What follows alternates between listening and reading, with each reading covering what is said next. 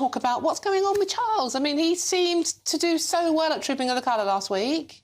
Well, look, we have to say, of course, that these haven't been confirmed by Buckingham Palace or by His Majesty's Australian government, but it has been reported in the Mirror. And, of course, the King has had a very busy schedule of late. As you say, he was at Trooping the Colour, he was at the Garter Day service, he's been at Ascot twice, he's been at Cartier Polo.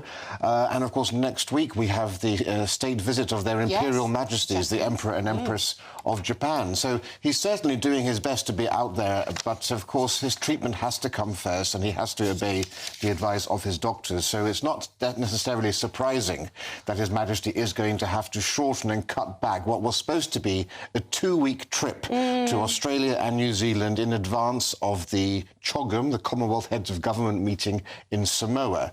The trip to Australia, if these reports are correct, was going to be reduced to only 6 days. And as you say, New Zealand completely omitted, which will be a great disappointment, not only to His Majesty, but also to New Zealanders. There are more monarchists in New Zealand than there are Republicans. The King was last there as Prince of Wales in 2019, but they haven't had an official visit by their monarch since 2002. Wow. That's 22 years. Yeah. In Australia, the Prince of Wales was last there as Prince of Wales in 2018, but they haven't had their monarch on their soil since the Queen was last there in 2011. And, you know, it's important for the monarchy to be seen in these countries because in both cases, the largest group of people have no interest whatsoever. They're indifferent to the monarchy because they don't see it around. And so it's royal visits that are really important in reaching out to all parts of the country so they can see the monarchy in action.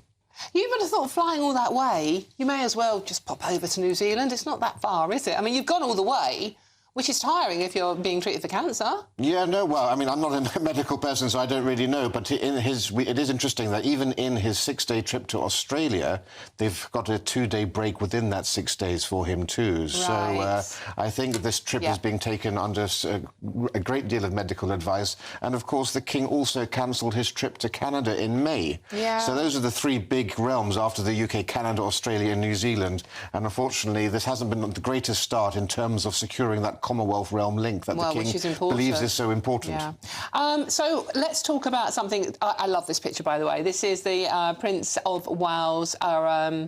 His picture, his birthday picture with the kids, taken up in Sandringham, I assume, jumping over sand dunes. Now, compared to the picture they put out for Mother's Day, which was the kids standing out to sea, I thought it was quite melancholy. This is just full of the joys, jumping over sand dunes in their shorts in the somewhere, looking absolutely lovely.